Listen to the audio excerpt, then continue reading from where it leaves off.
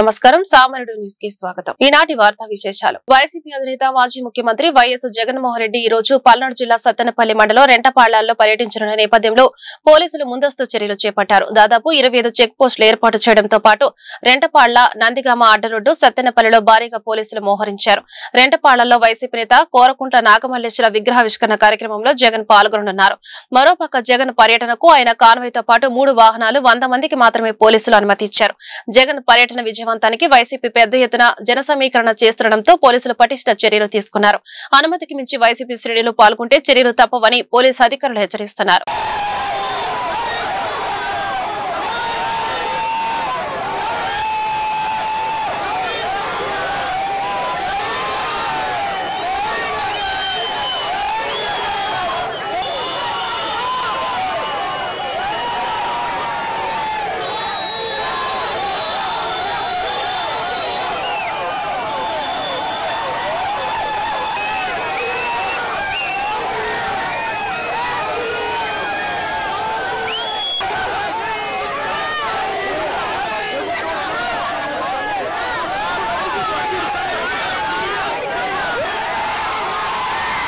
Revenue అధికారులు ఎవరైనా దొంగ పట్టాలిస్తే కఠిన చర్యలుంటాయని అన్నమయ్య జిల్లా కలెక్టర్ చామకూరి శ్రీధర్ హెచ్చరించారు. రెవెన్యూ అధికారులు ఎక్కడైనా దొంగ పట్టాలు ఇస్తున్నట్లు సమాచారం అందిస్తే సోదాలు నిర్వహిస్తామన్నారు. ఇప్పటికే రాయచోటిలో ప్రభుత్వ స్థలాలకు దొంగ పట్టాలిచ్చిన విశ్రాంత రెవెన్యూ ఉద్యోగులపై కేసులు నమోదు చేశామన్నారు.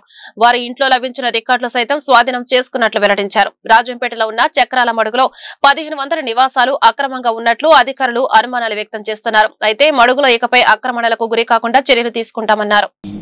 వాళ్ళు రిటైర్డ్ ఎంప్లాయీస్, గతంలో పనిచేసిన ఎంప్లాయీస్ కూడా మన గవర్నమెంట్ రికార్డ్స్, డీకేటీ రిజిస్టర్స్ అయితేనేమి, original DKT registers, original adangals, అలాగే 1Bలు ఇలాంటివన్నీ కూడా వాళ్ళ దగ్గర పెట్టుకొని ఓల్డ్ తహసీల్దార్స్ ముద్రలు, సంతకాలు పెట్టేసి ఆయా గవర్నమెంట్ ల్యాండ్లకు దొంగ డీకేటీ పట్టాలు ఇస్తున్నారనేది ఇన్ఫర్మేషన్ తీసుకోవడం జరిగింది.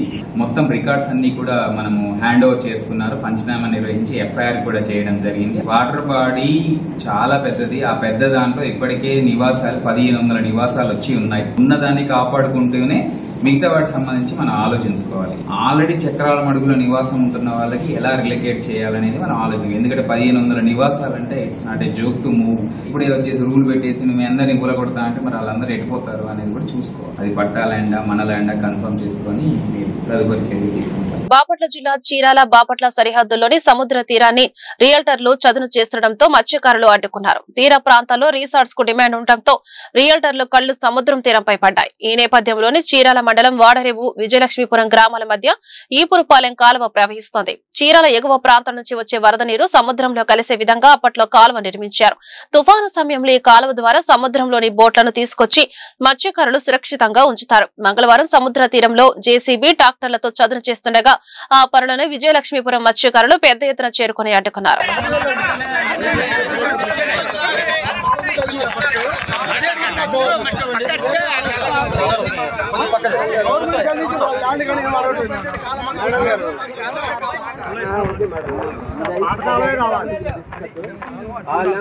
అంటే ఉండదు సార్, ఉంటేనే మాకు అనుకూలంగా ఉంటుంది.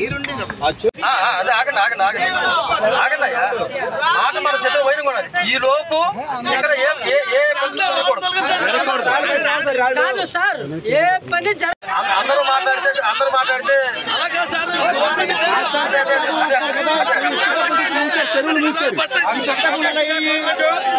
పూర్తి పరంగా పడింది మేడం. అది అప్పుడు అదే పడింది.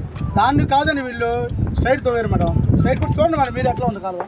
బోర్డు ఒక్క బోర్డున పోయితే అధికారం ఉందో లేదని మేడం చెప్తారంట. Okay madam. ప్రభుత్వ పాఠశాలల్లో మెరుగైన వసతులు కల్పించడంతో పాటు విద్యార్థుల భవిష్యత్తును తీర్చిదిద్దేలా పనిచేస్తున్నట్లు మంత్రి నాదెండ్ల మనోహర్ తెలిపారు. తెనాలిలో కోగంటి శివయ్య పురపాలక ఉన్నత పాఠశాలలలో విద్యార్థులకు విద్యార్థి మిత్ర కిట్లు పంపిణీ చేశారు. ప్రభుత్వ పాఠశాలలో ఉండే మౌలిక వసతులు, అనుభవం ఉన్న ఉపాధ్యాయులు ప్రైవేటు విద్యా సంస్థల్లో ఉండవన్నారు. సన్నబియ్యంతో విద్యార్థులకు మధ్యాహ్న భోజనం అందిస్తున్నట్లు మంత్రి చెప్పారు. మన బిడ్డలకి మనం ఇక్కడే చక్కటి మౌలిక సదుపాయాలు కల్పిస్తే తప్పకుండా వాళ్ళు వేరే పాఠశాలకు పంపకుండా చూసుకుంటారు. మొన్న జరిగిన తల్లికి వందనం కార్యక్రమంలో తెనాలి కొలిపర కలిపి 22,383 విద్యార్థులకు 32 కోట్ల రూపాయలు మనం అందించగలిగాం. ఈ పాఠశాలలోనే దాదాపు 505 ఉన్నారు విద్యార్థులు. వాళ్ళందరికీ కూడా మనం ఈ కిట్స్ ఏదైతే సర్వేపల్లి రాధాకృష్ణ గారి స్ఫూర్తితోటి మన ప్రభుత్వం తీసుకొచ్చిన కిట్స్ని, పుస్తకాలు కానివ్వండి, యూనిఫామ్లో కూడా మీరు చూశారు ఎంత అద్భుతంగా మార్పు తీసుకొచ్చాము. ఆ క్యూఆర్ ట్యాగ్ మనం ఫోన్ ద్వారా స్కాన్ చేస్తే మీకు క్లియర్గా ఈ బస్తా ఏ రైతు పండించారో కష్టపడి, ఏ గ్రామంలో పండించారో వాళ్ళ పేర్లు, వాళ్ళ వివరాలన్నీ వస్తాయి.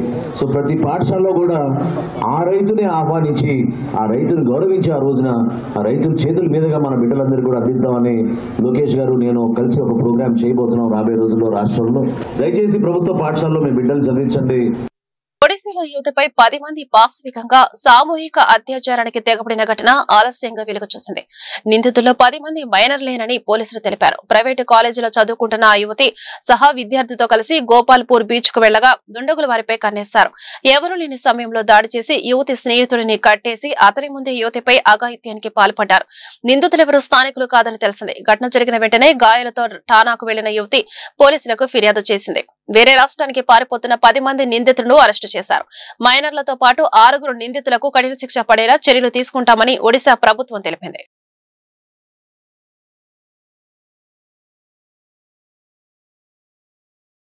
తిరుమల శ్రీవారిని విజయనగరం ఎంపీ కలిశెట్టి అప్పలనాయుడు దర్శించుకున్నారు. ఏపీఎన్జీఓ రాష్ట్ర అధ్యక్షుడు విద్యాసాగర్, ప్రధాన కార్యదర్శి రమణతో కలిసి ఆయన స్వామివారిని దర్శించుకుని మొక్కులు చెల్లించుకున్నారు. దర్శనం అనంతరం రంగనాయకుల మండపంలో పండితులు ఆశీర్వచనం చేసి స్వామివారి తీర్థ ప్రసాదాలను వారికి అందజేశారు. ఈ నెల 21న విశాఖలో యోగా డే సందర్భంగా జరిగే కార్యక్రమం విజయవంతం కావాలని స్వామివారిని మొక్కుకున్నట్లు ఎంపీ అప్పలనాయుడు తెలిపారు. రాష్ట్రం సుభిక్షంగా ఉండాలని, ప్రజలు ఉద్యోగుల సమస్యలను తీరిపోవాలని స్వామివారిని ప్రార్థించినట్లు విద్యాసాగర్ తెలిపారు. 21న విశాఖ నగరంలో యోగా డే సందర్భంగా గౌరవ ప్రధానమంత్రి గారు ఇచ్చేస్తున్నారు. యోగా డే 5 లక్షల మందితో జరగబోతుంది. ప్రపంచ రికార్డు అవబోతుంది. సోమవారం ఆశీర్వాదం అడిగాం.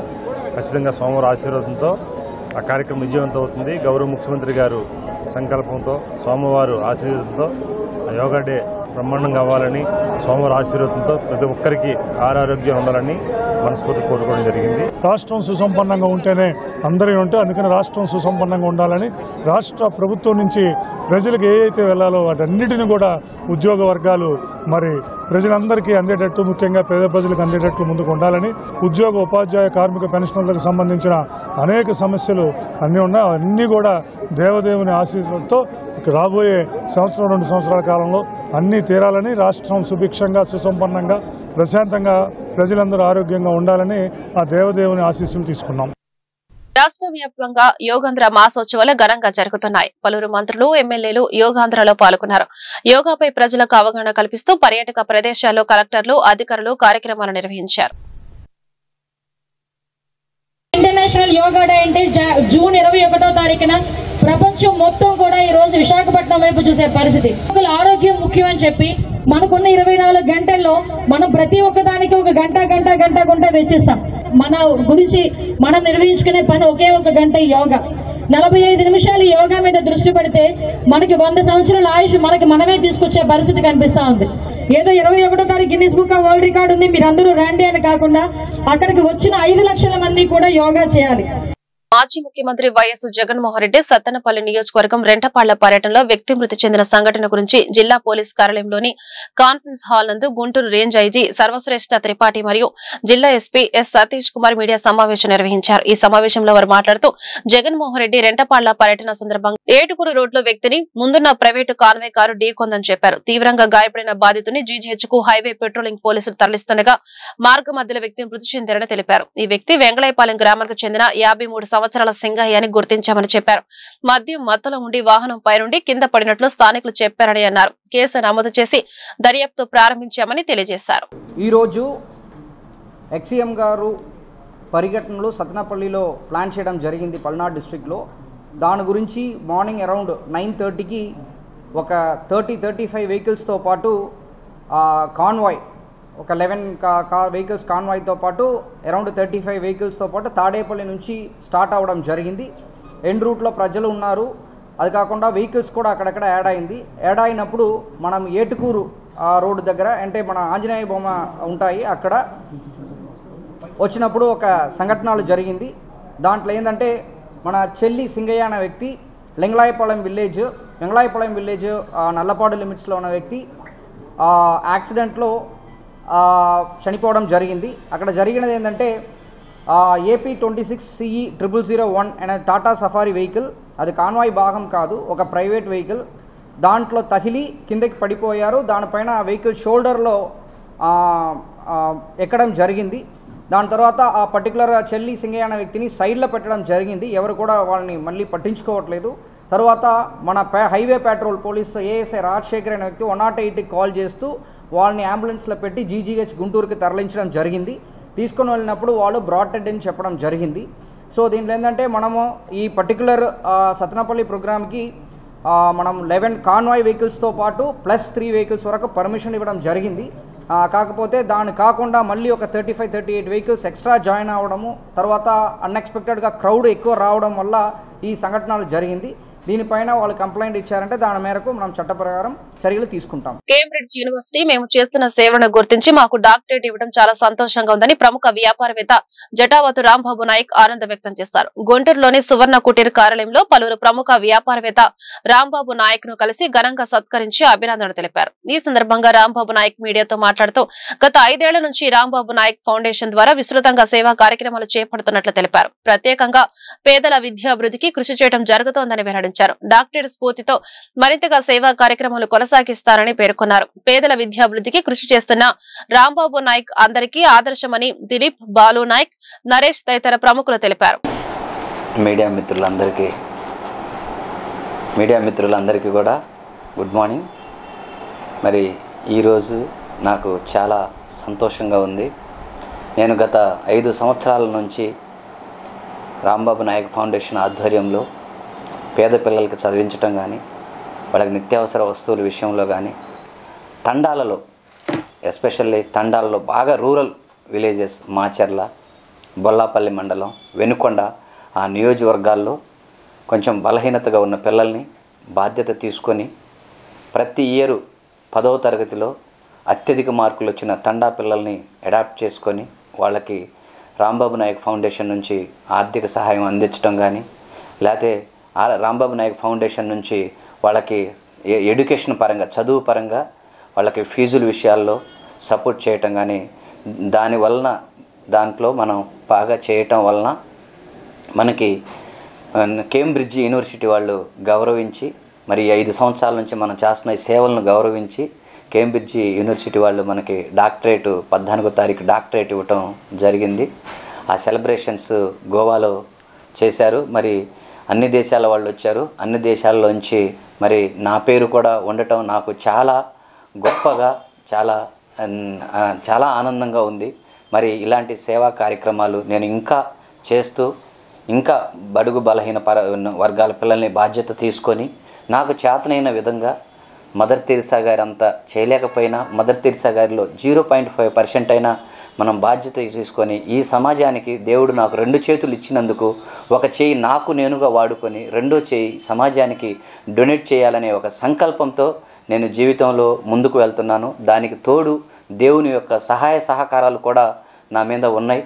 ఇలాంటి సేవా కార్యక్రమాలు చేసుకుంటూ నేను నా జీవితంలో ముందుకు వెళ్ళాలని మనస్ఫూర్తిగా కోరుకుంటున్నాను.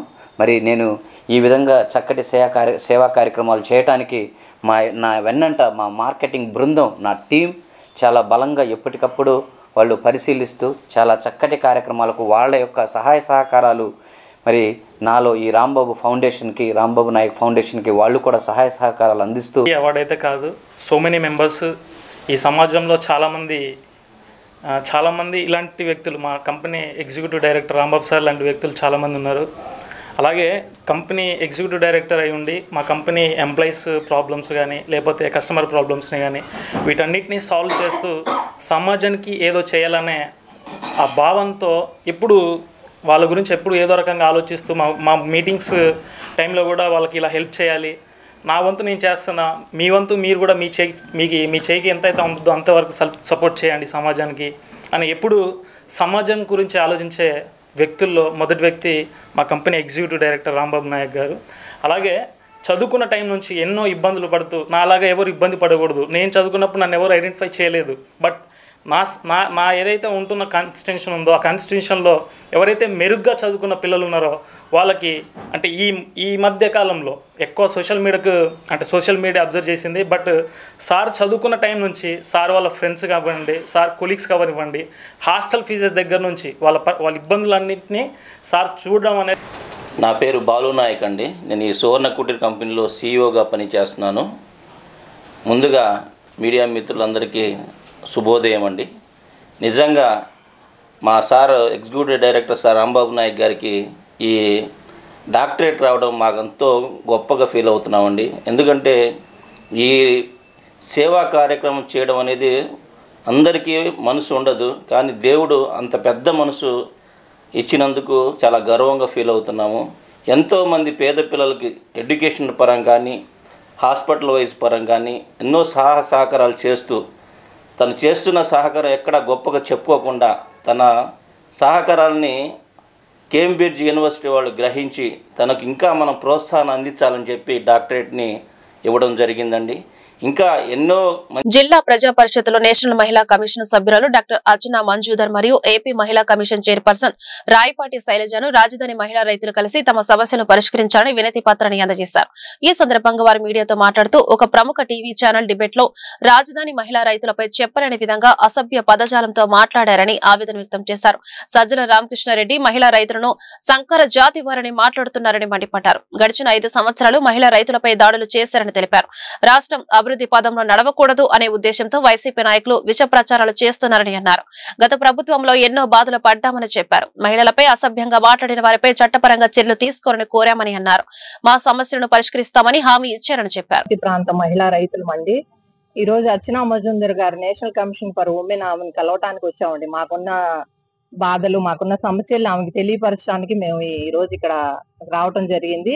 ఆమెకి ఇప్పుడే మేము మా సమస్యల గురించి మేము మహిళా రైతులు అందరం కలిసి వారికి ఒక లెటర్ ఇచ్చామండి.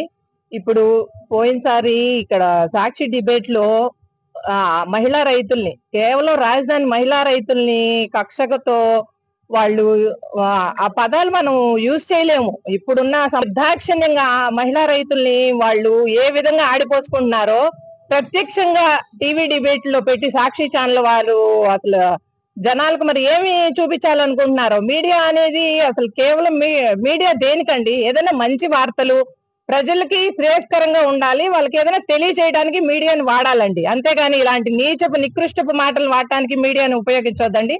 అందుకని కేవలం అసలు సాక్షి ఛానల్ అనే ఛానల్ ని ఈ రోజు మేము మహిళలు ఎదుర్కొంటున్న సమస్యలను సత్వరమే పరిష్కరించేందుకు గుంటూరులో మహిళా జన్ సున్వాయ్ కార్యక్రమం చేపట్టామని నేషనల్ మహిళా కమిషన్ సభ్యురాలు డాక్టర్ అర్చనా మంజూదర్, ఏపీ మహిళా కమిషన్ చైర్పర్సన్ రాయపాటి శైలజ తెలియజేశారు. ఈ సందర్భంగా వారు మీడియాతో మాట్లాడుతూ 2024లో మహిళలకు సంబంధించి 60 కేసులు పెండింగ్ లో ఉన్నాయని తెలిపారు.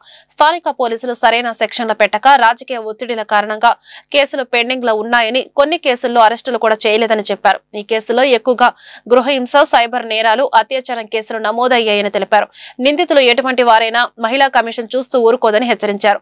బాధిత మహిళలకు న్యాయం చేసే వరకు మహిళా కమిషన్ అండగా ఉంటుందని అన్నారు. National commission for women they have initiated a Jan Sunwai because we have several complaints since few years from different districts of Andhra Pradesh, from which we have selected 60 cases of the year 2024 and 25, and few more walk-in cases also has been selected for hearing today. Along with the investigating officers, nodal officers, our DALSA advocates, State Commission chairperson, and other social welfare, everyone into the case will be given hearing, and accordingly the recommendations and other part will be done and the case will be solved. This is 7 districts have already selected for this because districts are too far. All victims are not possible. It is not possible for them to attend physically. Few of them will be joining virtually. And almost these nearby 3 districts, almost 95% of victims or complainants they are already present in the venue, and a few more we will, after this portion is completed, we will go for virtual. You see, for women, most of the cases are domestic violences.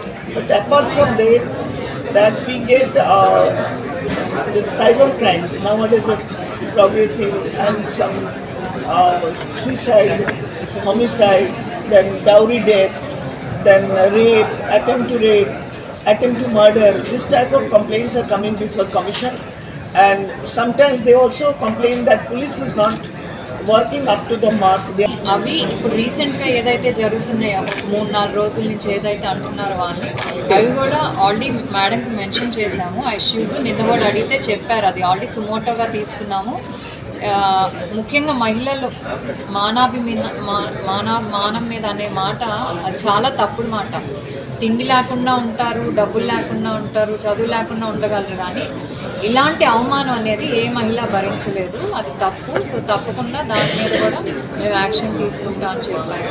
అవన్నీ కూడా ఇప్పుడు ఏదైతే పాత complaints ఉన్నాయో అవన్నీ కూడా ఇప్పుడు మేము కొంచెం రీఓపెన్ చేయించి కమిషన్ నుంచి న్యాయం జరిగేలాగా చూస్తాం. కూటమి ప్రభుత్వం చేస్తున్న మంచి పనులను చెడగొట్టేందుకు జగన్మోహన్ రెడ్డి పర్యటనల పేరుతో ప్రయత్నిస్తున్నారని జిల్లా అధ్యక్షులు తెనాలి శ్రావణ్ కుమార్, ఎమ్మెల్యే మహమ్మద్ నజీర్ వ్యాఖ్యానించారు. గుంటూరు జిల్లా తెలుగుదేశం పార్టీ కార్యాలయంలో ఏర్పాటు చేసిన మీడియా సమావేశంలో నగర మేయర్ కోవెలమూడి రవీంద్ర, తెలుగు యువత అధ్యక్షులు అబ్బూరు మల్లి, మాజీ రాష్ట్ర గ్రంథాలయ సంస్థ చైర్మన్ రాజా మాస్టర్ పాల్గొన్నారు. ఈ సందర్భంగా వారు మాట్లాడుతూ చనిపోయిన తన పార్టీ వ్యక్తి నాగమల్లేశ్వరరావు కుటుంబాన్ని పరామర్శించేందుకు జగన్ కు సంవత్సరం పట్టిందని అన్నారు. రాష్ట్రం ప్రజలు ఇబ్బందులు ఉన్నారని, లా అండ్ ఆర్డర్ ఫెయిల్ అయిందని చెప్పేందుకే ఇటువంటి పర్యటనలు చేస్తున్నారని మండిపడ్డారు. కోట్ల రూపాయల బెట్టింగ్లు పెట్టి తీర్చలేక నాగమల్లేశ్వరరావు చనిపోయారని చెప్పారు. ఏదో ఒక హడావిడి చేసి ప్రజల్లోకి వెళ్లాలని జగన్ ప్రయాస పడుతున్నారని అన్నారు. జగన్ ప్రభుత్వంలో టీడీపీ నాయకులందరినీ అరెస్టు చేశారని గుర్తు చేశారు. మేము కక్ష సాధింపు చర్యలు చేపడుతున్నామని, కూటమి ప్రభుత్వంపై బురద జల్లే ప్రయత్నం జగన్ చేస్తున్నారని అన్నారు. జగన్ పర్యటన వల్ల 2 వ్యక్తులు మృత్యువాత పడ్డారని అన్నారు. జగన్మోహన్ రెడ్డి మోసపూరిత మాటలకు నాగమల్లేశ్వరరావు చనిపోయారని అన్నారు. యోగాంధ్ర కోసం రాష్ట్రానికి ప్రధాని వస్తుంటే దానిని చెడగొట్టేందుకే ఇటువంటి కార్యక్రమాలు చేస్తున్నారని అన్నారు. పోలీసులు ఇచ్చిన అవకాశాన్ని జగన్మోహన్ రెడ్డి దుర్వినియోగం చేస్తున్నారని అన్నారు. చౌకబారు రాజకీయాలు జగన్మోహన్ రెడ్డి మానుకోవాలని, లేని పక్షంలో ప్రజలే తగిన బుద్ధి చెబుతారని హెచ్చరించారు. 1 సంవత్సరం క్రితం చనిపోయిన ఒక వ్యక్తి, తన పార్టీకి చెందిన వ్యక్తి, తన మూలంగా చనిపోయిన వ్యక్తిని పరామర్శించడానికి సంవత్సరం పట్టింది. జగన్ పార్టీ వైఎస్ఆర్సీపీ పార్టీ గెలుస్తుందని బెట్టింగులు కట్టి అప్పులు పాలైన కొర్లగుంట నాగమల్లేశ్వరరావు చనిపోయిన సంవత్సరం అయినప్పటికీ ఎందుకో హఠాత్తుగా గుర్తుకొచ్చాడు జగన్మోహన్ రెడ్డి గారు. తన హయాంలోనే, తన పరిపాలనలోనే పోలీస్ స్టేషన్లో కేసులు ఉన్న వ్యక్తి, బెట్టింగ్ కట్టి అప్పులు పాలయ్యి సొంత ఊరిలో ముఖం చెల్లక బయట ఊరికి వచ్చి ఆత్మహత్య చేసుకున్న వ్యక్తిని పరామర్శించడం మేమేమీ తప్పు పట్టట్లేదు, కానీ చనిపోయిన వాళ్ళని పరామర్శించడాన్ని తప్పు పట్టేది లేదు. కానీ సందర్భం, సమయం, దాని అనుకున్న కుట్ర, వీటన్నిటినీ మనం ఒకసారి విశ్లేషించుకోవాల్సిన అవసరం. ఇటీవల ఆయన పర్యటనలు అన్నీ చూస్తూ ఉంటే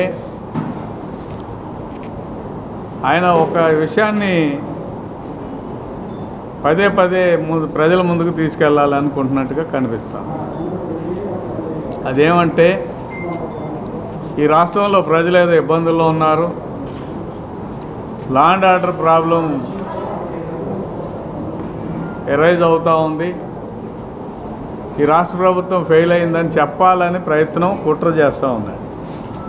వెళ్ళిన చోటకల్లా కడప నుంచి, కర్నూలు నుంచి, జిల్లాల వ్యాప్తంగా ఉన్న తన అనుయాయులందరినీ పోగు చేసుకొని హల్చల్ చేయటం, గందరగోళం సృష్టించడం, అవసరం అనుకుంటే అక్కడ ఎవరైనా సామాన్య ప్రజలు ఉంటే వాళ్ళ మీద ఉసుగొల్పేలాగా దాడి చేయటం, దాన్ని అడ్డుకోబోతే పోలీసుల మీద కూడా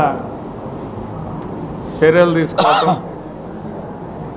అల్టిమేట్గా ప్రజల్లో తను ఫెయిల్ అయిపోయాడు కాబట్టి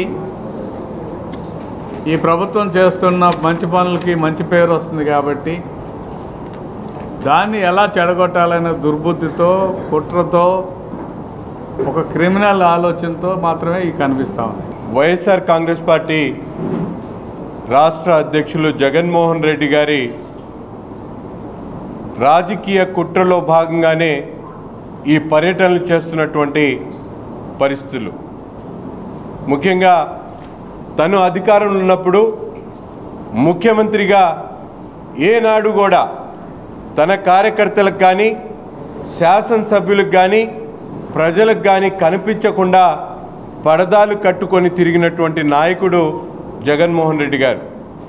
ఈరోజు అధికారం కోల్పోయిన తర్వాత ప్రజల్లో ఎక్కడ కూడా తన వైపు కానీ తన పార్టీ వైపు కానీ ప్రజలు ఆలోచించేటువంటి పరిస్థితులు లేవనేటువంటి విషయాన్ని గమనించినటువంటి పులివెందుల శాసనసభ్యుడు ఈరోజు కుట్ర రాజకీయాలు చేయడానికి ఇటువంటి కార్యక్రమాలు తీసుకుంటున్నటువంటి పరిస్థితులు ఉన్నాయి.